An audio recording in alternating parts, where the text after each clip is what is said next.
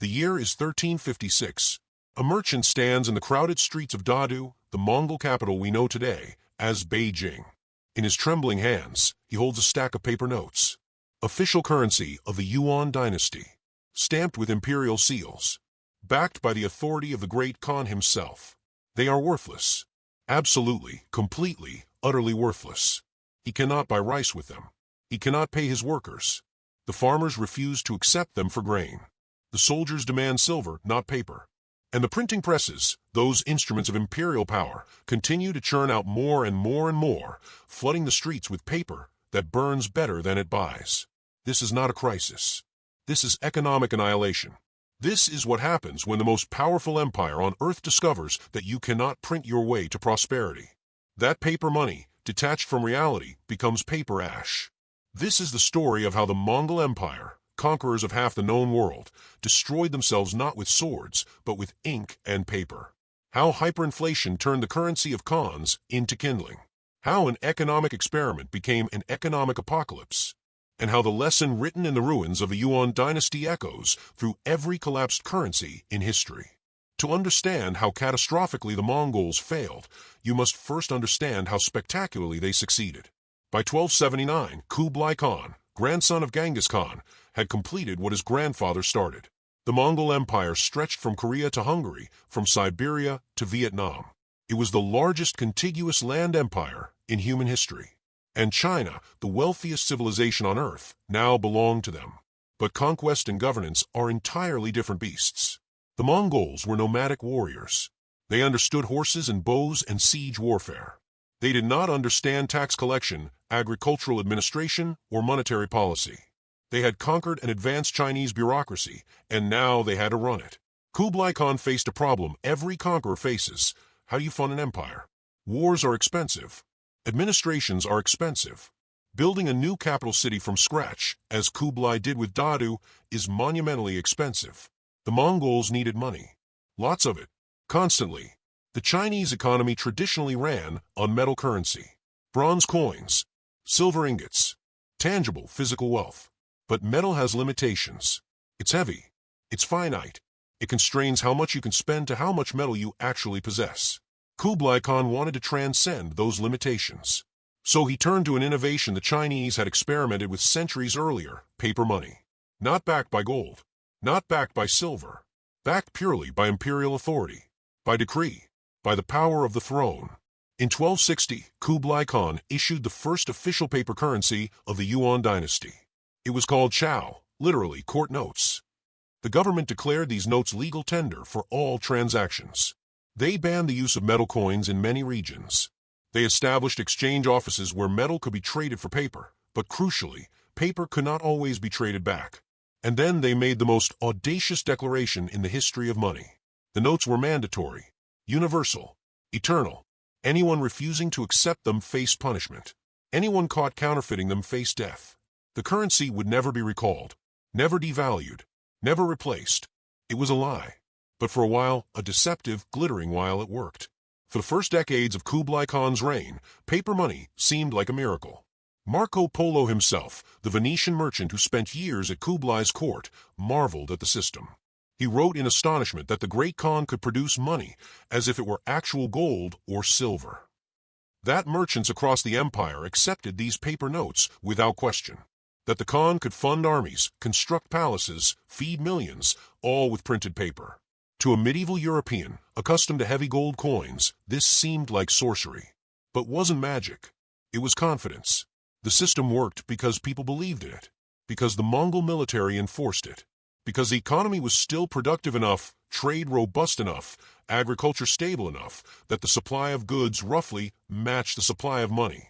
The Mongols didn't flood the economy immediately. Early issuance was relatively controlled. The empire was expanding. Trade flourished along the Silk Road. Chinese artisans produced goods. Farmers harvested grain. The paper notes circulated as convenient representatives of that underlying real wealth. But the temptation was irresistible. Why tax when you can print? Why negotiate with merchants when you can decree? Why constrain imperial ambitions to actual resources when paper provides the illusion of infinite capacity? And so, gradually at first, then with increasing desperation, the Mongols began to print. Kublai Khan printed to fund invasions of Japan, catastrophic military failures that drained resources and lives. He printed to build his new capital, to construct grand palaces, to finance a bureaucracy bloated with appointees. He printed to maintain the facade of invincibility even as military campaigns faltered and expenses skyrocketed. The printing presses ran faster, and the value of each note began, almost imperceptibly at first, to decline. Kublai Khan died in 1294. He left behind an empire that looked magnificent on the surface and was rotting from within. His successors inherited not just vast territories, but vast debts, vast expenses, and a monetary system that had already begun to crack. The Khans who followed lacked Kublai's vision and discipline, but they possessed his printing presses. And they used them. Emperor Timur Khan, Emperor Kalug Khan, Emperor Ayur Barwada. Names that mean little to most people today, but each one left a legacy of monetary destruction. They printed to fund wars against rebellious provinces. They printed to pay off Mongol nobles. They printed to subsidize grain prices when harvests failed. They printed to maintain armies that grew increasingly expensive and ineffective.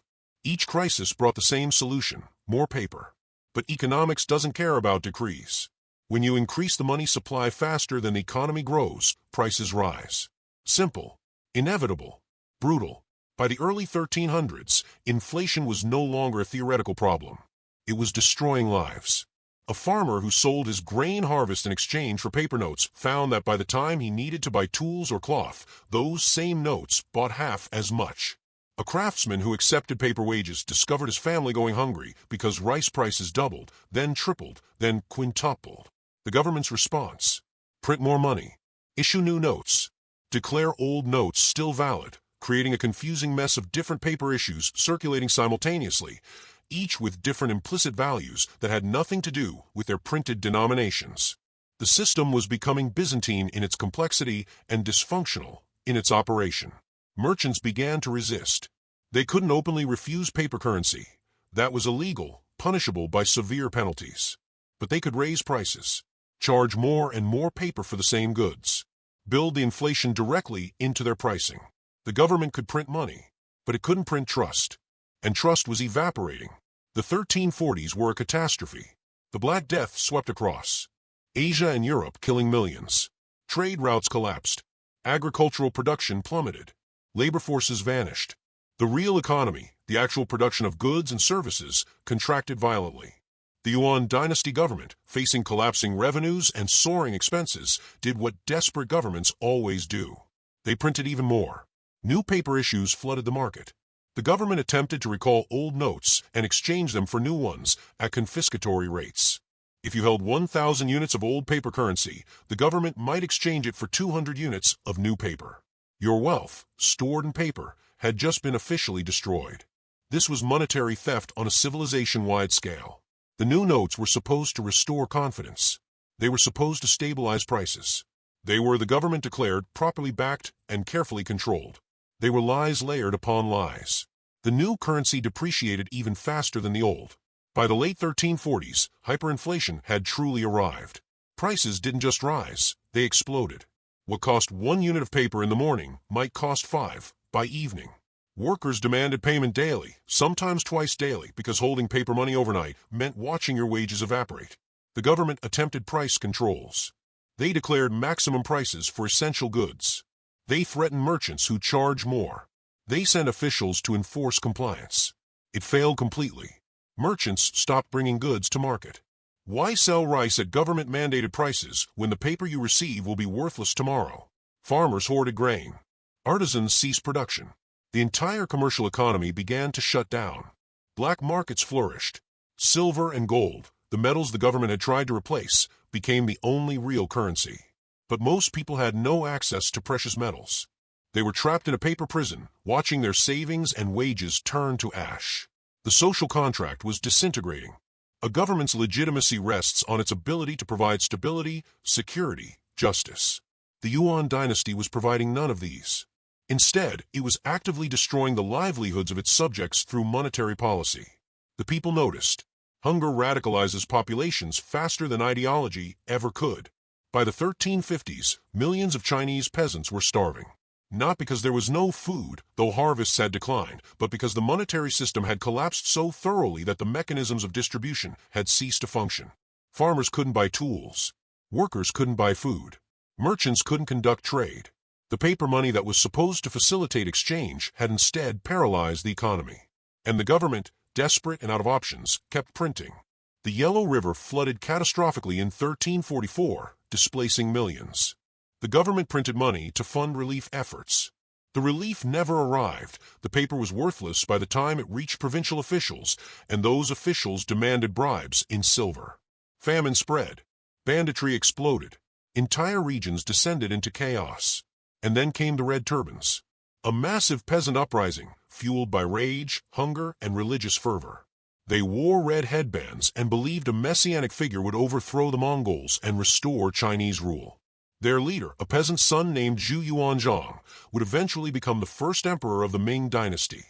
But in the 1350s, they were rebels burning through the countryside, slaughtering Mongol officials, seizing control of provinces. The Yuan government tried to raise armies to suppress them. But soldiers refused to fight for worthless paper. Generals demanded silver, which the government didn't have. Entire military units defected or simply dissolved. The empire was imploding.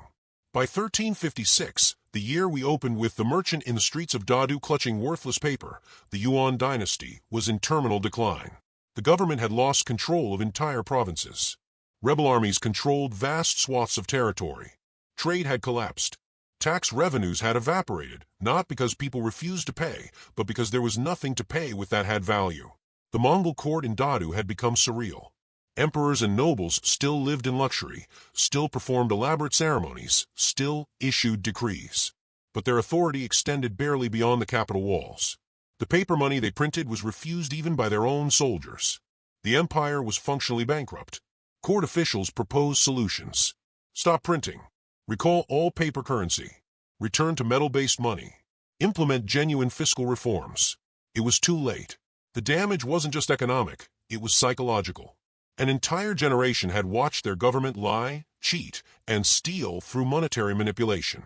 Trust, once shattered, cannot be decreed back into existence. The Mongol emperors kept printing anyway. Because what else could they do? They had no silver, no gold, no legitimacy. Just paper and ink and the delusion that authority could substitute for value. Inflation reached levels that are difficult to comprehend. Historical records suggest that by the late 1350s, prices had increased by factors of hundreds or even thousands compared to the early decades of Yuan rule. The paper currency had become, quite literally, not worth the material it was printed on. People burned it for heat. They used it as wallpaper. Children played with stacks of notes in the streets because they were more abundant than toys. The economic collapse fed directly into political disintegration. Provincial governors, unable to pay their administrations in worthless paper, began operating as independent warlords. They minted their own coins. They collected taxes in grain and silver. They ignored Beijing entirely. The Red Turban Rebellion grew from a peasant uprising into a revolutionary movement. Zhu Yuanzhang emerged as a brilliant military leader, consolidating rebel territories, establishing functioning administrations, and critically, implementing sound monetary policy in the regions he controlled. He understood what the Mongols had forgotten. Money is a tool, not a magic spell. It must represent real value, real production, real wealth. Anything else is a lie that eventually collapses under its own weight. In 1368, Zhu Yuanzhang's armies marched on Dadu. There was no climactic battle, no heroic last stand. The Mongol emperor, Togon Timur, simply fled. He abandoned the capital, took his court, and retreated to Mongolia, where the remnants of the Yuan dynasty would linger for generations as the Northern Yuan, a shadow of former glory. The fall of the Yuan dynasty was not primarily a military defeat. It was an economic collapse so total, so devastating, that military resistance became impossible. You cannot fight wars with worthless money. You cannot maintain loyalty with paper promises. You cannot govern when your own currency is a joke. Zhu Yuanzhang established the Ming dynasty on principles explicitly designed to avoid Mongol mistakes. The Ming government was deeply suspicious of paper money. They returned to metal-based currency. They limited government spending. They implemented fiscal conservatism born from watching hyperinflation destroy an empire. For over a century, The Ming dynasty avoided paper money almost entirely. The memory of yuan economic collapse was that traumatic, that instructive. But what of the ordinary people who lived through the catastrophe? Millions died. Not in battles, though there were battles, but from starvation, disease, and the social breakdown that hyperinflation causes. When money ceases to function, complex economies collapse into local subsistence. Cities empty. Trade stops. Specialization disappears. A scholar who once bought food with his wages starves because no one wants his paper money. A craftsman who once sold metalwork for currency finds his skills worthless in a barter economy. Elderly people who saved for decades watch their life savings become garbage. The human cost of the yuan monetary collapse was incalculable, and it was entirely avoidable. The Mongol hyperinflation was not the first currency collapse in history. It would not be the last. Weimar Germany in the 1920s. Hungary in 1946, Zimbabwe in the 2000s, Venezuela in the 2010s. The specifics differ. The technology evolves. But the fundamental pattern remains identical. A government faces expenses it cannot fund through taxation or borrowing. It turns to the printing press. Early money creation seems to work. It funds programs, pays debts, maintains appearances. But printing money does not create wealth. It only redistributes it, invisibly taxing everyone who holds the currency through inflation. As inflation accelerates, the government faces a choice: stop printing and face immediate fiscal crisis, or keep printing and risk long-term monetary collapse. Almost always, they choose to keep printing, because the fiscal crisis is immediate and politically painful. The monetary collapse seems distant, theoretical, manageable. Politicians convince themselves this time is different, that they can control it, that they'll stop before it goes too far. They never do. The Yuan dynasty is a perfect historical laboratory for this pattern. An immensely powerful government, backed by military might, with absolute authority over its territory, and it still couldn't make paper money hold value through sheer force of will. Because economics is not about power. It's about reality. When you print money faster than your economy produces goods and services, prices rise. When you print money to solve the problems caused by printing money, you create a death spiral. When trust collapses, so does the currency, and often, so does the government that issued it. The Mongols thought they had transcended the limitations of commodity money. They believed imperial authority could create value from paper and ink.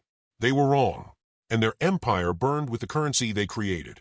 It's worth pausing to understand exactly how hyperinflation destroys societies, because the mechanism is both economically elegant and humanly horrific. Money serves three functions: medium of exchange, unit of account, and store of value. Hyperinflation annihilates all three. As a medium of exchange, money facilitates trade. I produce wheat. You produce cloth. Rather than bartering directly, which requires us to want exactly what the other has at exactly the same time, we use money as an intermediate step. I sell wheat for money, then use that money to buy cloth from you. But when money loses value rapidly, this breaks down. Why would you sell me cloth for money that will lose half its value by tomorrow? You wouldn't, unless I pay you twice as much to compensate for that expected loss. But then why would I sell my wheat for money that's depreciating? I need to charge twice as much too. This is the inflation spiral. Everyone raises prices not out of greed, but out of rational self-defense. And as everyone raises prices, inflation accelerates further. Eventually, people stop using money entirely. They barter. They hoard physical goods. The economy degenerates from a complex, specialized, efficient system into primitive localism. As a unit of account, money provides a stable measuring stick for economic value. A house costs 100 units. A cow costs 5 units. A day's labor costs 1 unit. This allows planning, contracts, long-term thinking. Hyperinflation destroys this. When prices change daily or hourly, nothing has a stable value anymore. You cannot plan. You cannot save. You cannot invest in anything that takes time to build, because by the time it's finished, the money you'd earn from it will be worthless. Economic activity contracts to immediate consumption. Why build a house that takes a year when your payment will be worthless? Why plant crops for next season when your harvest will earn you nothing? Long-term thinking, the foundation of civilization, evaporates. As a store of value, money allows you to save, to accumulate wealth over time, to defer consumption, to build security. Hyperinflation is theft of this function. Your lifetime of savings vanishes. Your pension becomes worthless. Your children's education fund becomes meaningless. Any wealth stored in the currency is confiscated through inflation, a hidden tax that destroys your purchasing power while the number of currency units you hold stays the same. This is what happened to millions of Chinese subjects under Yuan rule. They hadn't done anything wrong. They had worked, saved, planned for the future, and their government destroyed them through monetary policy. Beyond the economics, there's a psychological dimension to currency collapse that's equally destructive. Money is fundamentally built on trust. Not on government force, though force can maintain a currency temporarily. Not on gold backing, though commodity backing can provide stability. On trust. I accept paper money for my labor because I trust that tomorrow someone else will accept it for their goods. That trust is fragile. It's built slowly over years of stable experience, and it can be destroyed rapidly. The Yuan dynasty spent decades destroying that trust. Every new paper issue that depreciated faster than the old one taught people not to trust the government. Every confiscatory exchange rate, trading 1,000 old notes for 200 new ones, taught people their savings weren't safe. Every price control that failed taught people the government was impotent or malicious. This psychological destruction outlasted the economic damage. When the Ming dynasty took power, they had enormous difficulty convincing people to use any paper currency, even paper currency that was, in principle, properly managed. Because an entire generation had been traumatized.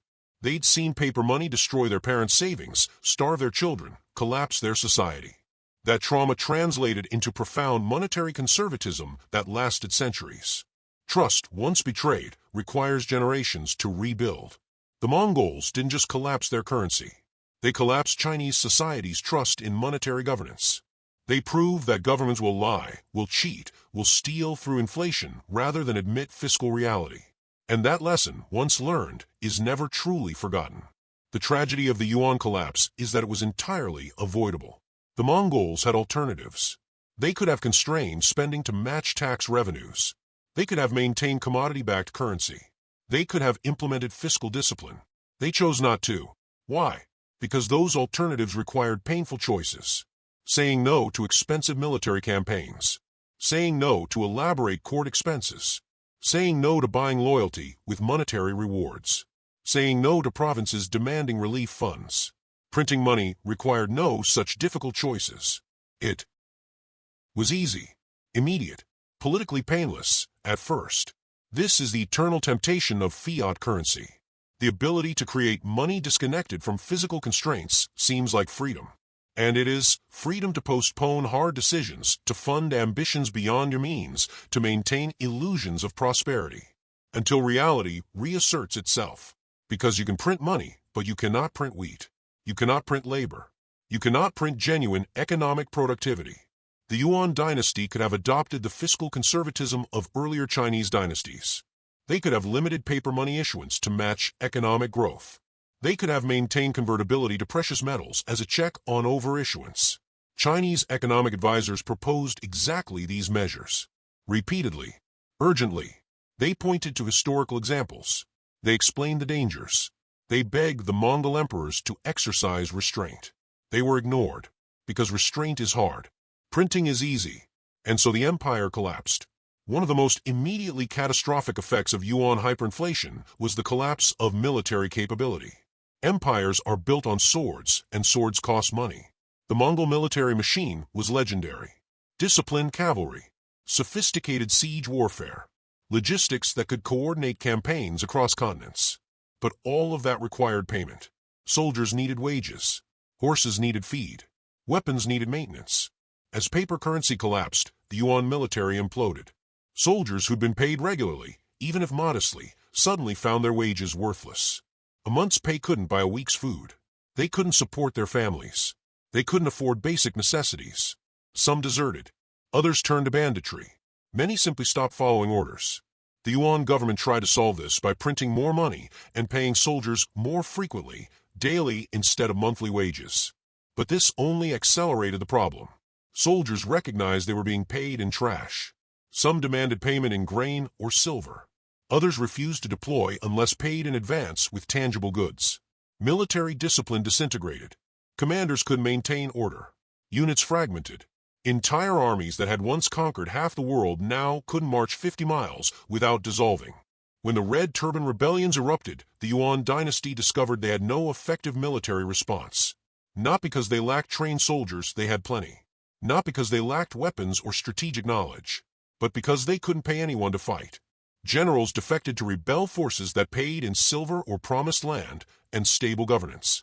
Provincial garrisons switched sides or declared independence. The Mongol military advantage, the foundation of their empire, vanished because the economic system that sustained it had collapsed. This was unprecedented. The Mongols had never been defeated militarily by Chinese forces. They'd conquered the Song dynasty through superior warfare. But now, facing rebels and bandits, they couldn't field effective armies. Hyperinflation had accomplished what centuries of Chinese resistance couldn't. It had neutered the Mongol military. The Yuan dynasty was always ethnically stratified. The Mongols placed themselves at the top of a rigid hierarchy. Mongols first, then Central Asian allies, then Northern Chinese, then Southern Chinese at the bottom. This system was unjust, but it was stable, as long as the economy functioned and people could survive. Hyperinflation destroyed that stability. When currency collapsed, the ethnic hierarchy became lethal. Mongol nobles had access to silver, to grain stores, to tangible wealth. Chinese peasants had paper money and starvation. The resentment wasn't just economic, it was existential. Chinese subjects watched Mongol officials live in luxury while they starved. They watched foreigners loot their wealth through monetary manipulation.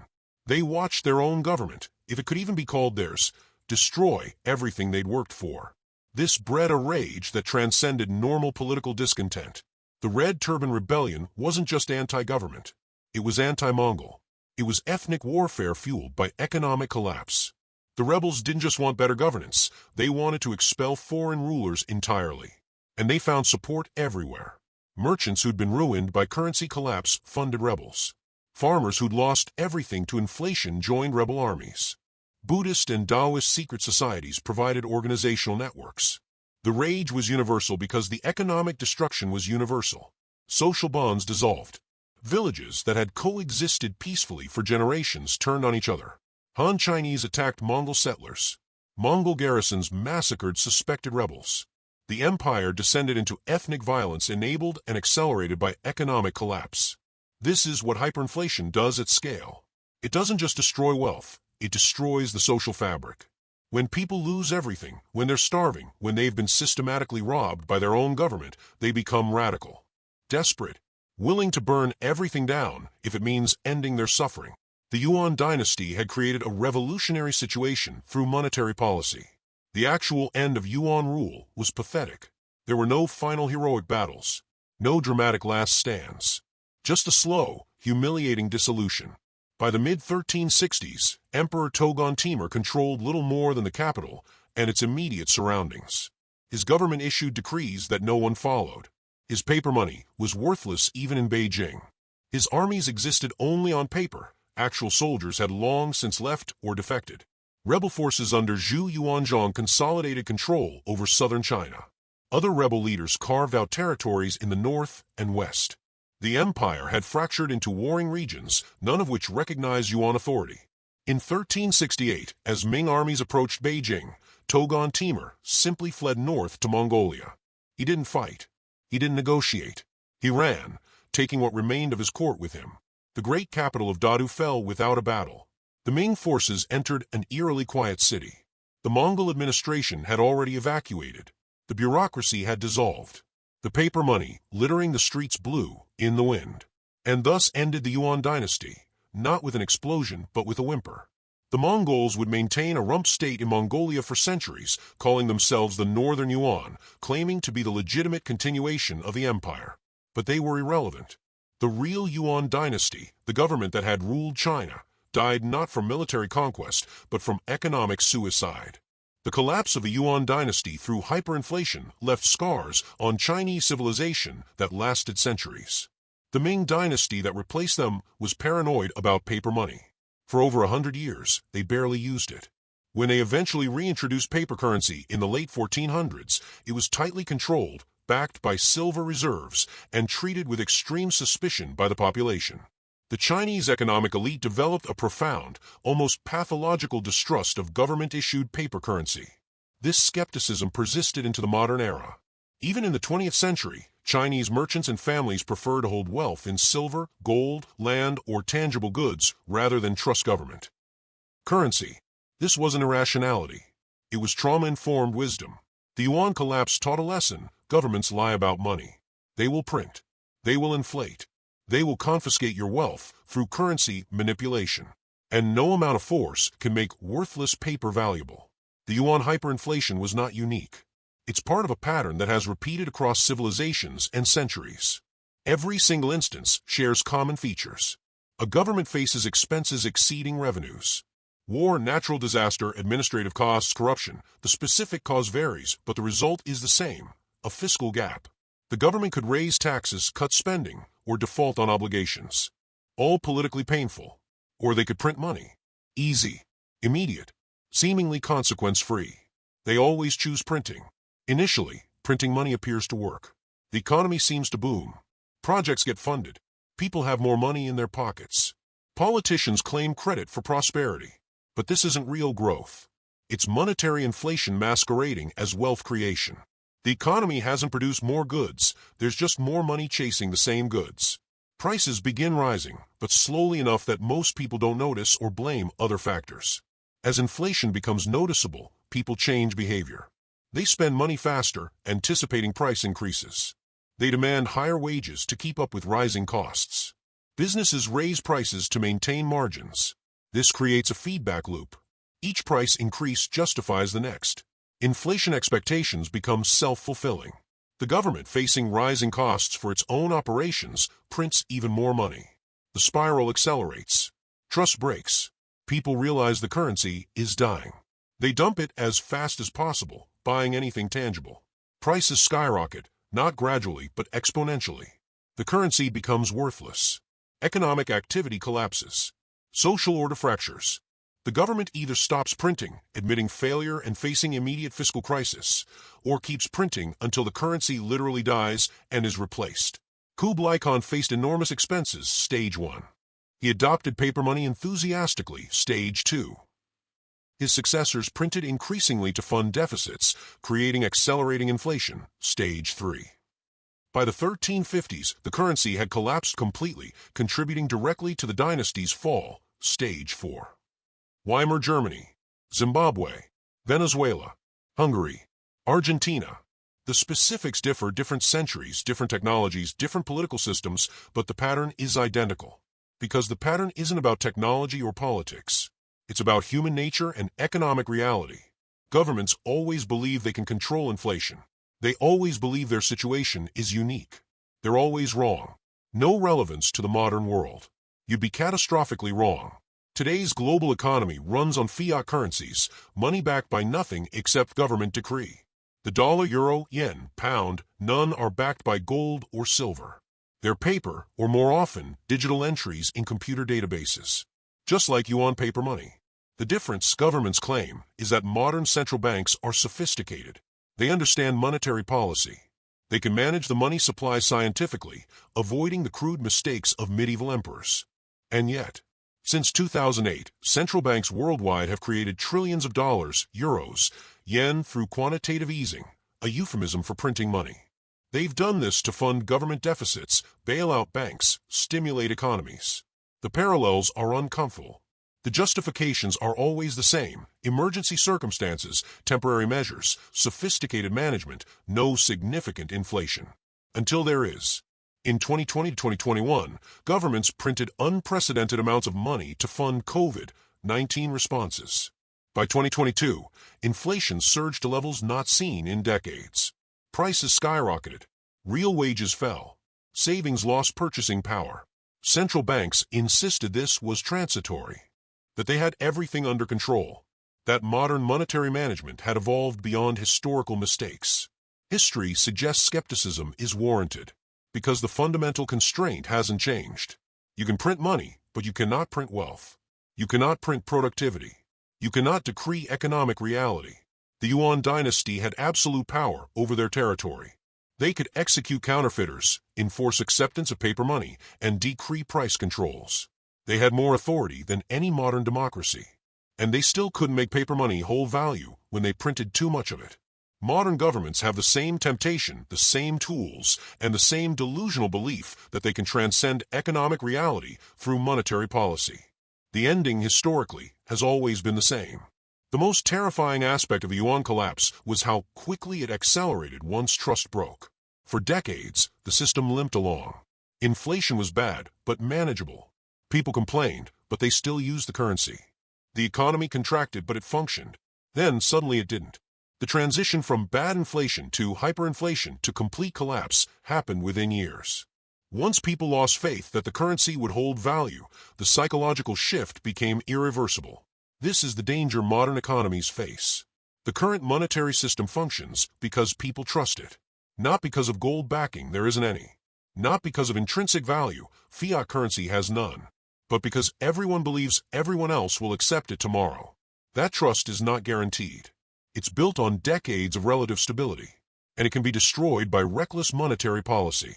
If people begin to doubt their currency will hold value, if they begin dumping it for tangible assets, for foreign currencies, for anything else, the collapse can be swift and devastating.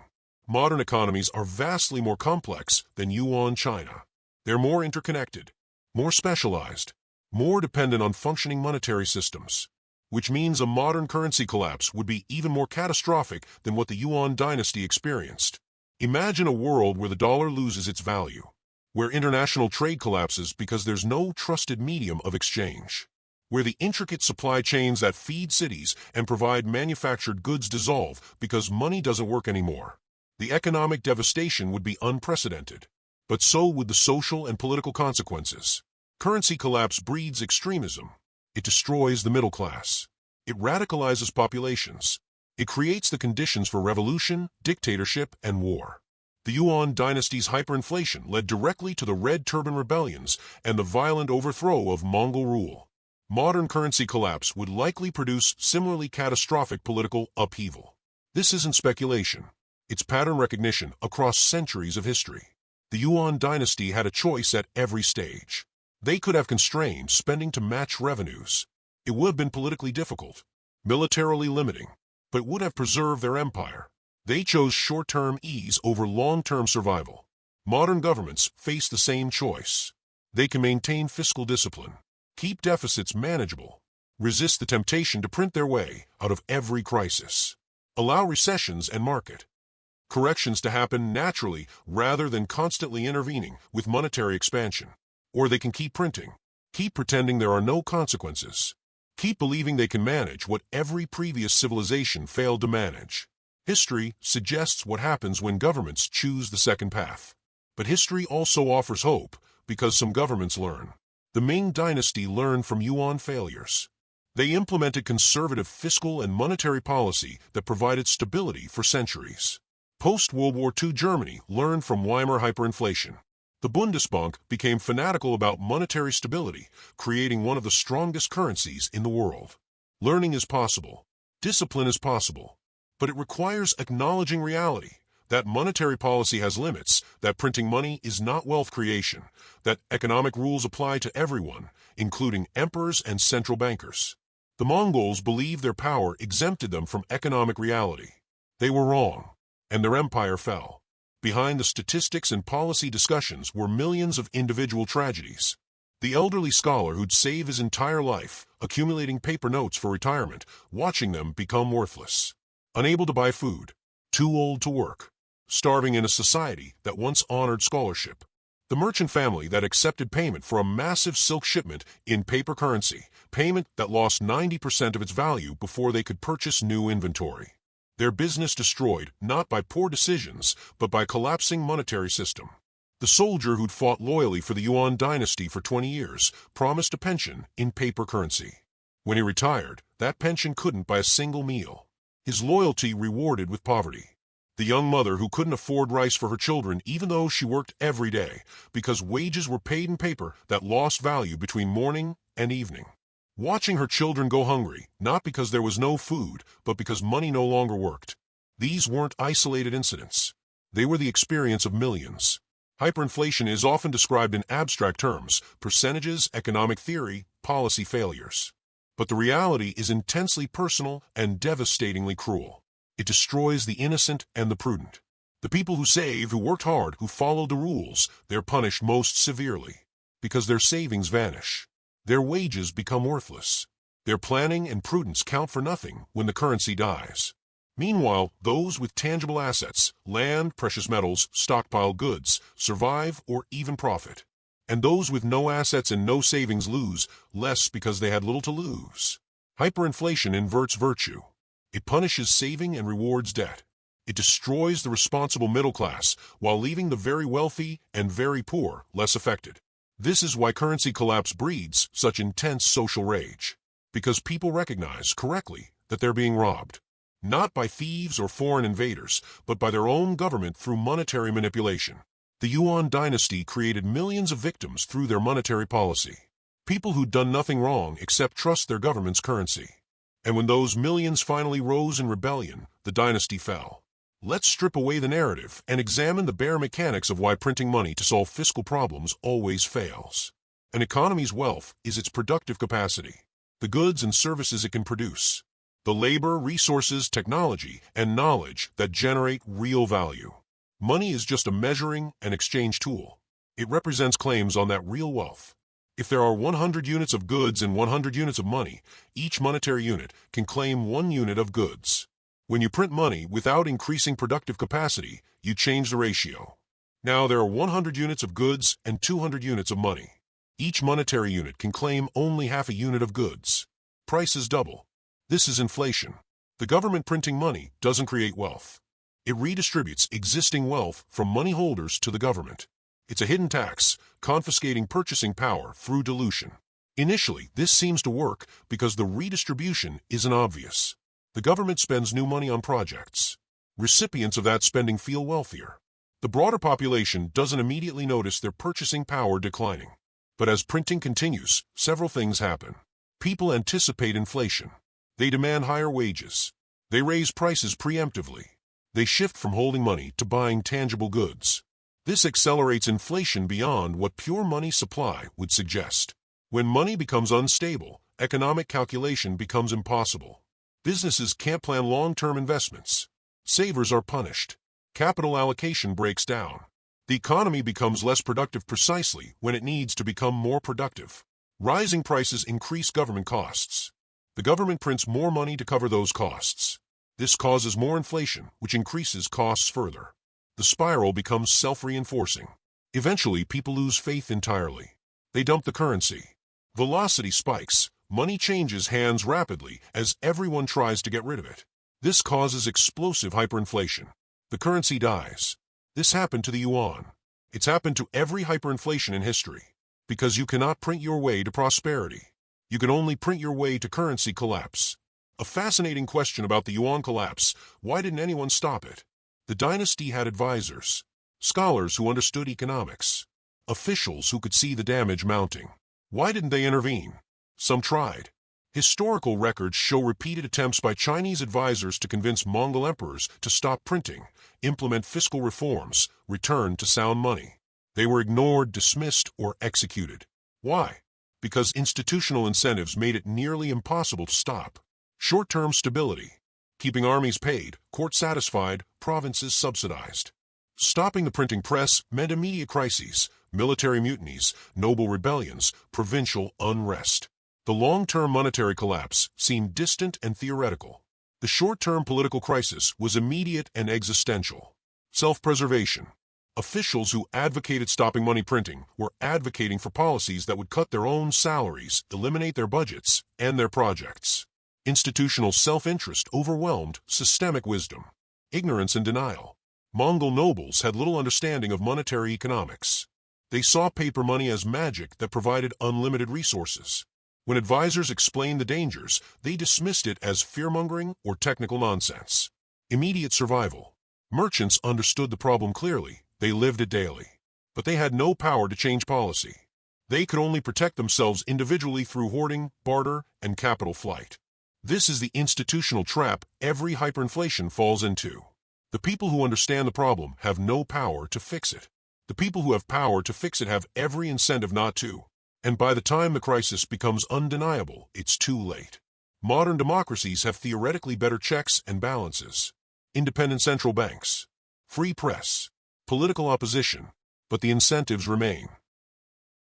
Similar, politicians benefit from monetary expansion. It funds their programs without raising taxes. Central bankers face political pressure to do something during crises. The public demands government action, not understanding that monetary expansion is often the problem, not the solution. The institutional trap persists. The ultimate lesson of the Yuan monetary collapse is simple and brutal. Reality doesn't care about your power, your decrees, your wishes, or your theories. The Mongols were the most powerful military force on Earth. They'd conquered more territory than any empire in history.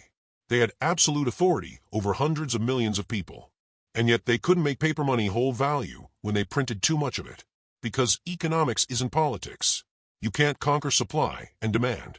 You can't decree away inflation. You can't mandate trust. The universe has rules, physical, mathematical, economic, that operate regardless of human preferences. You can work within those rules, or you can pretend they don't exist.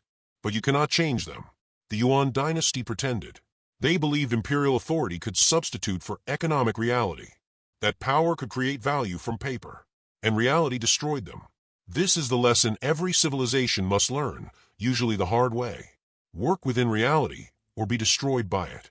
Respect economic constraints, or suffer economic collapse. Govern responsibly, or lose legitimacy. Maintain sound money, or watch your empire fall. The Mongols learned too late. The question is, will we learn from their failure or repeat it? We stand today with the same choice the Yuan dynasty faced. Modern governments print trillions. Central banks expand balance sheets without apparent limit. Debt soars. Deficits mount. The money supply grows faster than the economy.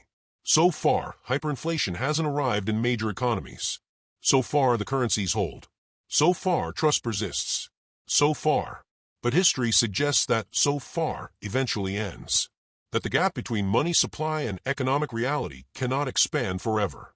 That trust, once broken, collapses rapidly.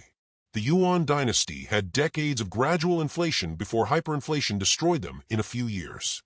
The gap between manageable and catastrophic can close faster than anyone expects. We have the benefit of history. We can see the warning signs. We know the pattern. The question is, will we choose discipline before disaster forces it upon us? Or will future historians write about our monetary collapse the way we write about the Yuan dynasty, as a cautionary tale of power, hubris, and the immutable laws of economic reality? The choice is ours. The Mongols chose wrong, and their empire fell. If this story of economic collapse and imperial failure fascinated you, hit subscribe. This channel explores the moments when empires break, not through battles, but through the internal failures that make collapse inevitable. Next, we'll examine how Spain's silver from the New World caused economic devastation through inflation, destroying the empire that conquered half a continent.